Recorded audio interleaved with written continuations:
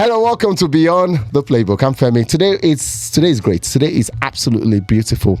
We're counting down to the end of the year and we've had a great time.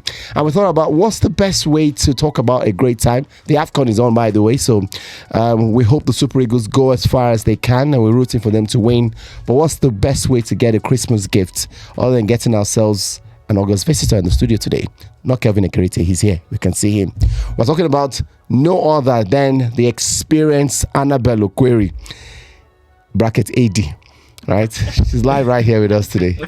Annabelle, how are you? I'm good. It's good to be here. I don't think I've seen Annabelle. AD? Is it Ado Domini? No. Date? No. Can we just keep it on? No. I have to be very careful because if this never goes out, Exactly. you know, I know when it goes out. Okay. Let's keep it that way. But I always remind you that, look, remember you have friends. And I thought about it. I said, how can we do a show like this and not let Annabelle come on board? And I said, Kelvin, let's have a guest like Annabelle. Her wealth of experience is so vast. I took my phone and I called you and I said, Annabelle, I would love to have you on this podcast. And I'm so glad that you're here today. I went as far as to show seriousness. I went as far as picking you up to bring you down here. At least that one you can. I trust me, I did. So you're complaining? I complained. I trust me, I did complain. I complained. Trust me, I complained. I was complaining. I said, where you did? Come outside. And outside. And they road. And the other way goes, oh, why didn't you just wait for me outside of the gate? I said, no. Cross the road. To the other side. I have to go. To the other side. It was good to have you here, though. All right, so let's talk about the Super Eagles, right? Where do we even start? This Eagles matter. They always tire me to talk Super Eagles matter because man, see, people don't want to talk about anything else than the Super Eagles. Are we top favorites for the AFCON, Annabelle? I don't think we are.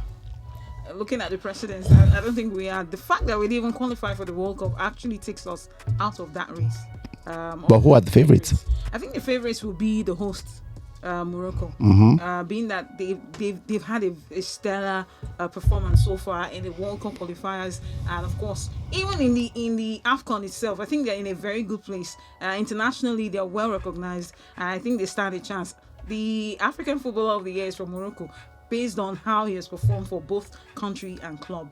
And looking at how they've played so far, in the last 2 months or so, 18 consecutive wins, they've only conceded 4 and they've scored 50 goals in the process. I think Morocco stand a better chance of winning it, and they have great players as well. So for me, I think I'll pick them as a favorite, not just because they're hosting the tournament, but because of how they've played football. We saw them at the last World Cup and how they performed, got up almost into the final. It's a great team and they have a great coach, and there's consistency in how they run their football. So everything is just going smooth for them. I think they are one of my favorite going into. You know, I understand and I can see that, Kelvin. Stop thinking it's not too hard. Morocco are well played. Yeah. Under 20 world champions, right? Exactly. Finalists at the AFCON. Yeah. Olympic bronze medalists, right? And you can see what the best African team to ever make it so far at the World Cup, right? So Semi-final. they've done quite a lot. You can understand, and the sort of players they've got coming through the ranks. She already mentioned Hakimi. Everyone knows. They keep trying to make that squad a lot better than what it was, and I agree. The development has shown that now they send their players out. Their club sides are doing well. Raja, Wydad. Yeah. So even domestically, they're doing all they're doing. So I think it's a good thing. I understand. I also think Senegal for me will be in that mix. I think the Senegalese have got a very good blend of players, experience and youth. And I use this because I believe this tournament will be Nicholas Jackson's breakout tournament. You cannot play with Harry Kane consistently and not learn it 2-0-2. At Chelsea, he probably wasn't going to learn. He's a young striker, right? He wasn't learning off of anyone. But if for those who've played Football Manager, right, and you see how you bring in a young striker and you tell him, understudy this person, learn from this person, especially when the person is sort of a role model. He helps the person improve. So I think Senegal, defensively, they look good. Midfield, they look very good. Idrissa Gueye, Ilmani Diaye. This is some of the names they've got in their squad. I think I'll put them also as one of those favourites to watch out for at this AFCON. Yeah, definitely. But I think it's going to be Morocco playing at home with the pedigree that they have, the number of the players that they have, the fact that the fans are going to be behind them 100%. Every game they play is going to be like a final. They're going to have that massive support. So it's definitely going to be Morocco. Then Senegal too, very, very good team. Sadio Mane. I don't think they are strong as they were when they won the AFCON, but They're just still there in between. Then I didn't even know about that stats. The fact that they scored 50 goals. That's Morocco. Yeah, Morocco. Considered just 4. I think that's Who did they play? Who then they play? Not Seychelles. Who then they play? Even if we played, even if the Super Eagles get to play, Have you forgotten that Morocco refused to play anybody outside of Morocco? They kept saying everybody should come and play them in Morocco. Who did they play? Facilities. You want to go and play. When last the Morocco win? When last the Morocco win AFCON? I will wait. They've been working. Not a while, a very long while. They've been working towards a child that was born when Morocco won the World Cup. By now, he's already preparing to become a grandchild. Sorry, the AFCON. He's preparing to become a grandpa now. But the fact that they've not been sitting. They've been working. They've invested properly. They have good players, good coaches, good facility. So it's not just their national team, right? It's not like Nigeria where you see under 17 not doing well, 20 not doing well, but the focus is on the Super Eagles. But for Morocco, it's been across board, right? Women football, youth football, then the national team. I think it's good also for club football, and that's also translating into the way that they are doing everything. They are basically hosting everything. They hosted the last AFCON. Yes. No, not the last AFCON. The last WAFCON. So they are going to host 2 back-to-back AFCONs, 2 back-to-back WAFCON. No. They're only hosting one of the AFCON. Okay. The next AFCON 2027 is going to Uganda, Kenya. That's true. But they hosted WAFCON. But back-to-back WAFCONs. Back-to-back WAFCONs already. Yeah. Then they host another one in March. I also think that, to be fair, I think the Super Eagles are also in with a big shout. And I say this because I'm not trying to be patriotic, but when you look at the squad, really, last AFCON, we didn't have the best. Paper, I think we have the best. Not necessarily. I think that on paper we have a team. Right, because with the exception of Victor Osimhen, who of all the players, I think we have names. Yeah, we do have names. We do have the names. Quality. We have the biggest names. But the blend is just the problem. Do we?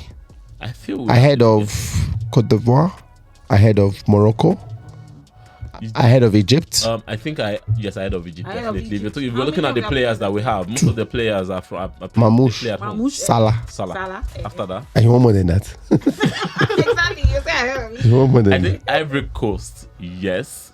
Ivory Coast are very, very big names. Yeah, they play in the Prem, they play in France. But I feel Nigeria is also out there. I think we have one of the most expensive squads. Yeah. They have one of the most expensive squads. And that team has grown from what it was the last AFCON where we made the final. You mean Super Eagles? Yes, I think that Osimhen is it's 2 years older, right? Because that was in 2024 January. Now this is December. Osimhen has added 2 years to his age. I also think that Lookman has grown a little older, right? African football is different from what you do in your own. So we've seen Salah perform great for Liverpool, right? But when it comes to Africa, it's not replicated. So that's why I think that Nigeria has a good shout, despite the injuries. Like, I'll still say for me, the Eagles will be one of my favorites. As a matter of fact, maybe that brings us to the question, Annabelle. The NSC and the NFF have given the manager a semi-final target. Yeah. What do you think? I don't even like those targets. I think those targets, they're just words, actually.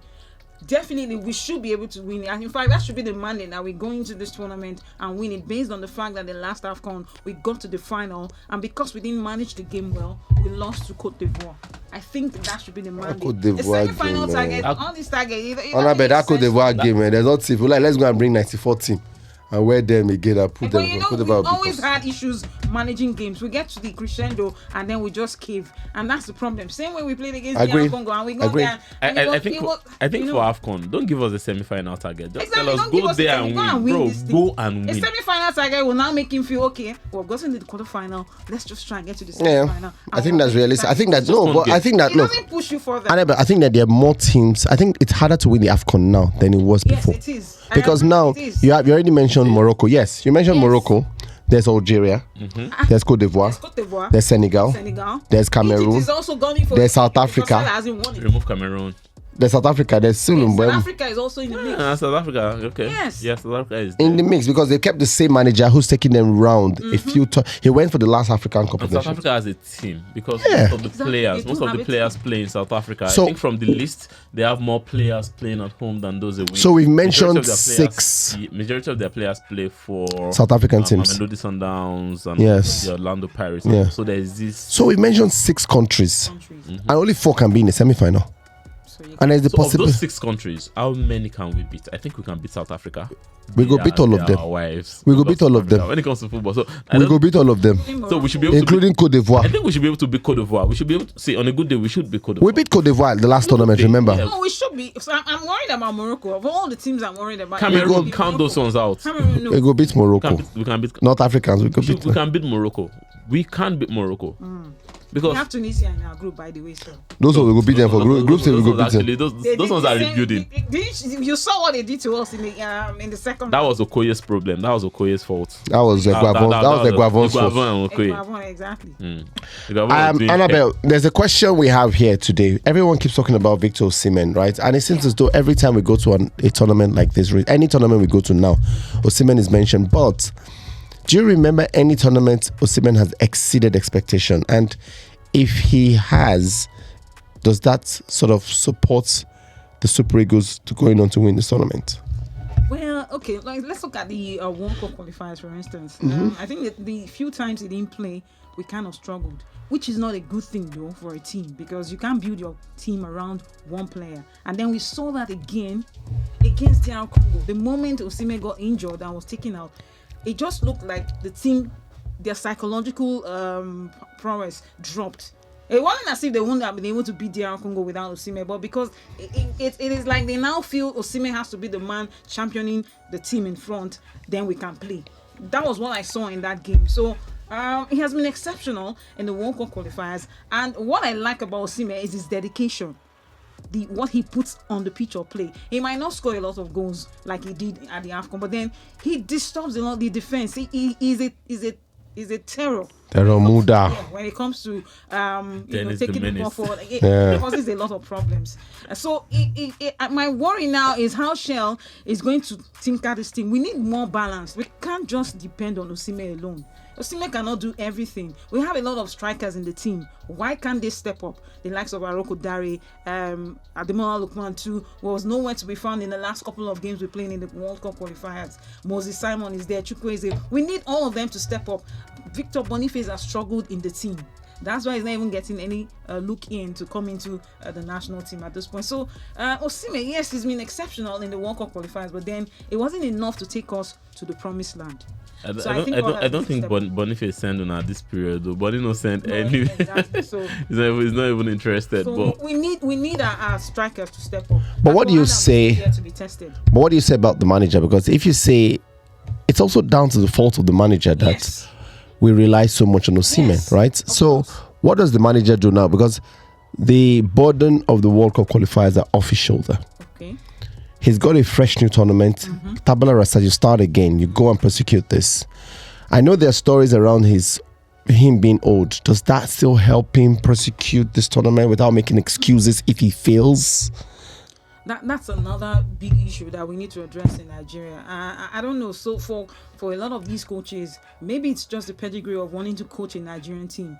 But I think you should have checked very well to know that this is a federation that owns players, owns coaches. Is not the first. So for you to get in, you should know that whatever comes, maybe you're trying to raise your status. I mean, your career, your CV, and all of that. So it's a demotivation, yes. But then maybe he also wants to make name for himself by taking Nigeria. Maybe go on to win the AFCON. It will be a great name for him. I mean, Pesero did the same thing, and he was really vindicated, sort of, that he took us to the final, although we didn't win it. I think for Shell, he needs to just walk around the team. He's already there. I don't think he wanted them to sack him after the failure of not qualifying for the World Cup. So maybe he just puts his head down and try and see how he can balance that team. There's a lot wrong, not just Osimhen now. Even the goalkeeping department is a problem because you keep using one particular player, even in friendlies. And that's why we have. I don't think there's anything wrong with using just one player if he's your number one, especially for goalkeepers. Even for friendlies. That's okay, not so the the story position around change. Nwabali getting injured now is a big issue. Who is he going to field? Okoye has not been in the team for a while. So you're going to bring him in, and the fact that he didn't do well, and you know Nigerians, they want results, and when they see that it's Okoye, they start all those their drama. I hope he'll be able to, he'll have a lot of confidence if he's going to step in for Nwabali. But I don't like the idea of using one player. Crucial games, yes, but then if you have friendlies, I think you should do a lot of reshuffling so that you can know your 11 and be able to cover for them when that injury setting or maybe suspension and all of that. That's what I'm saying. So there needs to be a balance in the team. Shell has a lot of work to do. I don't know how he's going to go about it, but I think winning the AFCON will be not a huge compensation, a bit of compensation to Nigerians for not qualifying for the World Cup. Who do we turn to for captainship? Who leads this team now? Because it feels as though, in the absence of William Troost-Ekong as a leader, and every team has got that leader who can step up, and it's not just about wearing the captain's armband. Who becomes the leader of this team, the totem? Does Osimhen have the? I know he's going to be one of the names you consider. Has he got the personality to beyond what he wants as a footballer to say, you know what, I'm going to be selfless, I'm going to be altruistic and just put the team ahead of myself, but let's go. Yeah. Who? It's really hard because for me, Osimhen does have a lot of dedication. He's passionate about the team. You see him doing that even when he's off the bench. When he's taken out and he's on the bench, he does the same thing. But I don't think he's built yet for that role as the captain of the team. Maybe a Wilfred Ndidi, although he's almost on his way out. I think being a part of the team for a long time, has a lot of experience going into it. I think he should be the best person to handle that captain band, and then he has the charisma. Like I said, he's one of the senior players in the team, so I think he should be able to take that. But again, it's not just about wearing the captain band. There are other players who also do some other kind of things like Osimhen does, in the dressing room. So, but then if you ask me who should wear it, I think Wilfred Ndidi should be in the best position, being that he's been with the team and he understands the terrain, and of course I think he'll be able to handle that. Osimhen still has a lot of anger issues he needs to deal with, and that's where I fear being the captain. I know, sometimes a player makes a mistake, you tell them, you have to talk to them, but you have to be tactical. There's diplomacy, and I don't think he has that yet. It is the same as that guy issues for me. Olusegun soon to the world. All right, so well, based on what we've seen this year in review, Annabelle, if we're going to review this year, right, reviewing it for Nigerian football, I know the World Cup omission, the World Cup miss affects everybody, but how do you rate Nigeria's sports and generally Nigerian football? Okay, Nigerian sports. I think it's still for the athletes. I think I'll give them a lot of kudos. I mean, our athletes have always given their all when they go out to represent the country. The major problem we've always had, and it's been long, is how our administrators tinker these guys. They forget that the athletes are the face of the country. They don't treat them well. They don't do what they're supposed to do as and when due. Athletes going for a competition and they don't give them visas, and then they have issues with maybe age and all that. That's the one that's embroiling in athletics now, the age issue, discrepancies and all of that. So I think for the athletes, I'll give them kudos. They've all tried. Every one of them that performed in their various sports are actually giving their best. Our administrators are the ones I'm going to give knocks because they're not really doing their job the way they should. I'm not saying all of them, but I think they need to step up and work. But in football, it is chaos upon chaos. Starting from the cadet teams, we've gone down. I mean, I remember when the last set was the Osimhen set. We've not had a good under 17 or even under 20 taking us. The FIFA of the 17 World Cup is currently ongoing, and we don't have a representation. We went to the under 20 World Cup, we didn't do anything there. It's a big problem with how our football is run. How monies are spent and we don't know where the monies are going is another issue. And then you owe players, you owe coaches, you owe your backroom staff. It's a big problem. Projects are not even, we don't even see the projects. So all these things are not really working, and that culminates into the players getting agitated, and then like what we saw with the Super Eagles staging a protest that they will not play the game and all of that. It's a big distraction. So football generally would have been good if our administrators are stepping up. Well, nobody is going to come collect the monies from you, but then give account of what you're giving and tell us how you spent this money. You get money from everywhere. In fact, I can't count. FIFA gives you money, CAF gives you money, the federal government will give you money. If we had qualified for the World Cup, imagine what would have come in. And no one is accounting. And there's this arrogance they're putting in the air, talking as if people don't know what they're saying. So there's no accountability, and that's where I give knocks to the Nigerian Football Federation. When you even come to the local league, it's a big problem entirely. And now we're looking at Europe to build players for us to play for the national team. What are we doing with the MPFL? What are we doing with the lower leagues? I mean, the NNL and all the rest. Our players cannot really boast of getting a call up to the national team. Even when they pick one or two, you don't get to see them. So they have a lot of work to do. I mean, the NFF. So football in Nigeria, for me, if I'm going to score it, is a 3/10. It has been very poor as to how we prosecute football in this country. What do you think about discipline? Because look, we've seen a lot of stories around discipline from the Nigerian scene, and I'm going to use the Liverpool example to paint this, that in ways to improve our football, it's both ways. Okay. We know the administrators have a role to play, but the footballers also have loads of questions to answer based on what they've done. How do we improve discipline? Some people say get a code of conduct and let everybody sign a code of conduct so we follow the rules. Some say, oh, they're adults, you don't need to put them through all those. Where do you stand on this? So I think the problem is a Nigerian problem. This idea of I know this person, and because I know this person, they can give me a pass to get to anywhere. It's a big problem. They don't want to follow protocol because in the Super Eagles team, for instance, there are some untouchables. Osimhen, I think, is one of them. Yes, agreed, he plays great football, he's dedicated and all. You don't stroll into a team. And that's where I'm going to call on the players to take a cue from their counterparts abroad, because you don't see these kind of things. You see players crying when they're not picked into the national team because they love their country so much. They will never feel they lead by example. And that's what our players don't have. That you stroll into camp because you feel you're up there. Of course, when you leave the shores of the country, you're not playing abroad. You can control everybody because you have money. That's the problem. This politics that we play with our sports is not a good thing. I think the code of conduct will work. Let players understand that if you're going to come late to camp, there must be a tangible reason. Because everyone was really questioning why Osimhen, who left on a Sunday, did not enter camp until Tuesday. So that kind of conduct will work. The players have to work on their part in setting good examples. We'll begin to have new players into the team because a lot of them are aging. If they don't set the right examples, it will be a problem. And this idea of I have a godfather, so you cannot touch me. So because we already know when the list is coming out, we know that okay, these certain players will be in the team. So I think we should go beyond that. The players have to take responsibility and come into camp as when due and set good examples. I think that will work. It will help us too. So there was this interview I saw of Ahmed Musa where he talked about Stephen Keshi. Back then, he said when Keshi was the head coach, if you're coming into camp, number one, you need to come on time.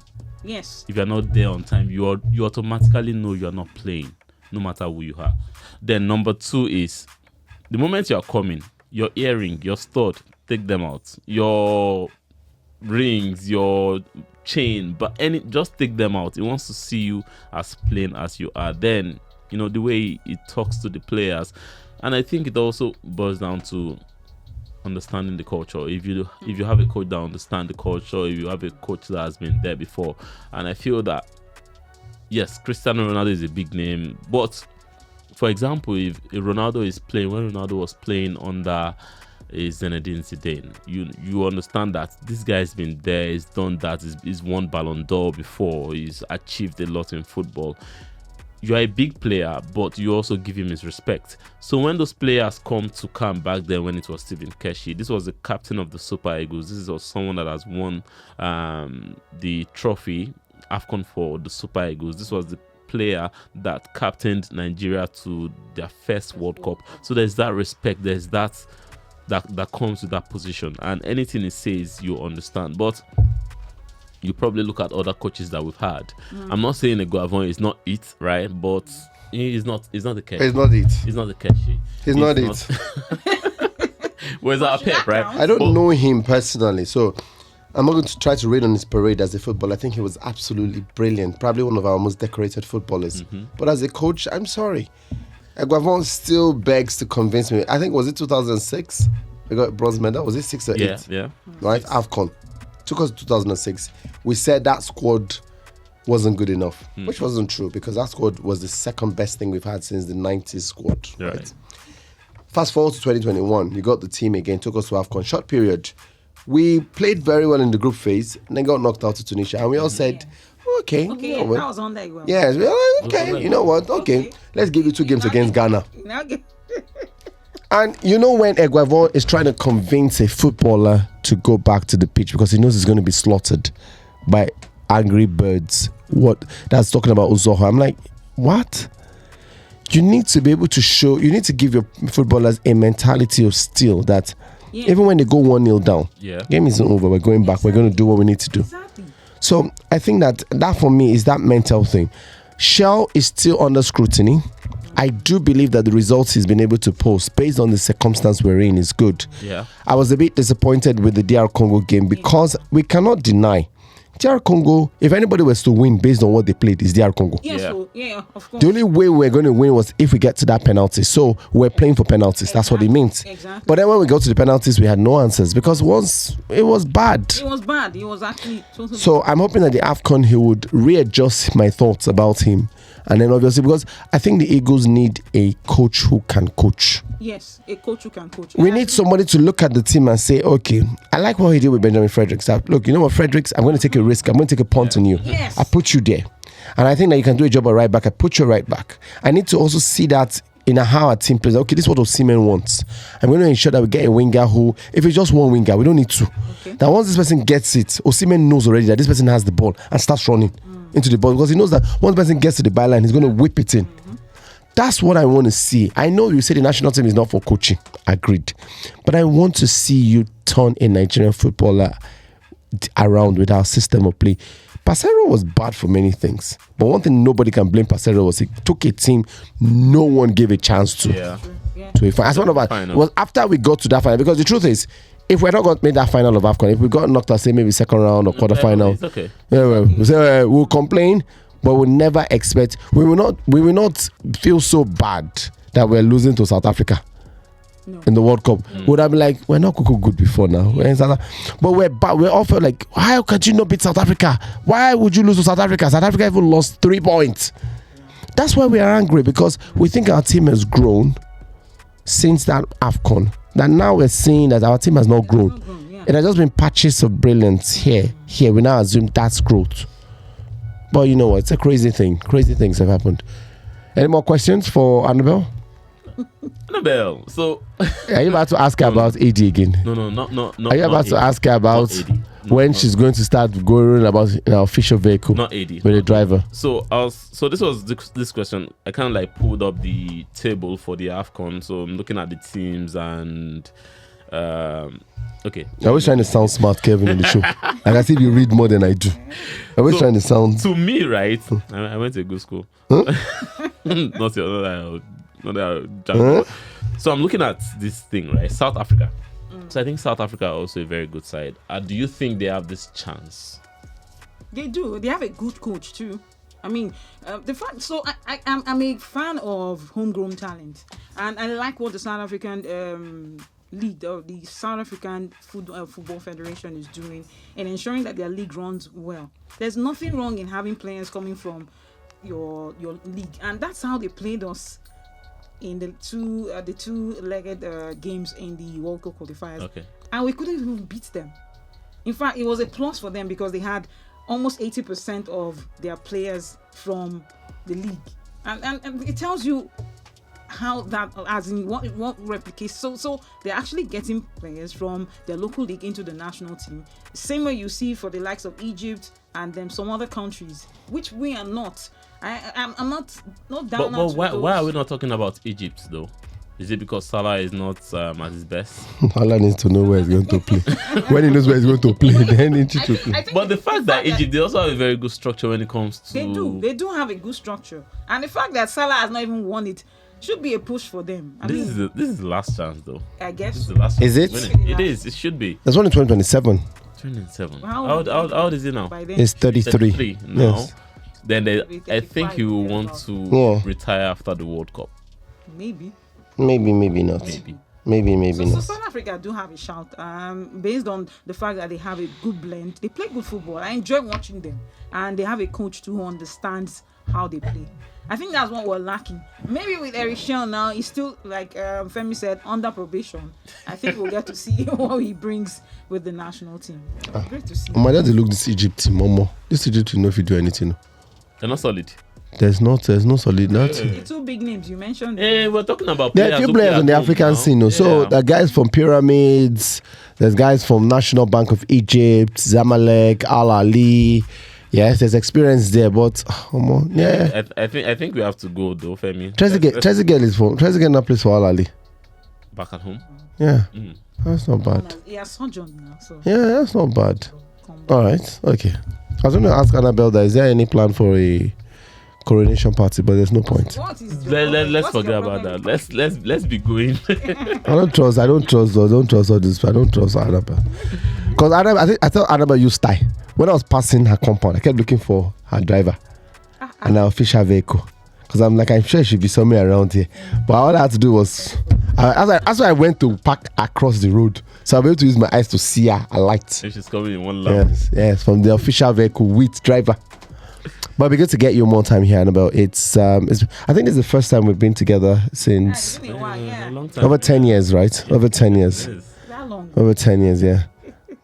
You guys have been doing great things. I have just been on the streets looking for a way. Have my picture. Yes, my picture is up there.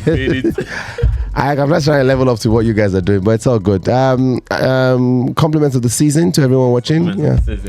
Yeah, and then a happy new year ahead for those who are not celebrating this period, but at least the Gregorian calendar says from January 31st, you are counting down to a new year. Until we catch you next time, that's Beyond the Playbook signing. A big thanks to Annabelle Okweri for coming through. Kelvin, it's here again today. Bye.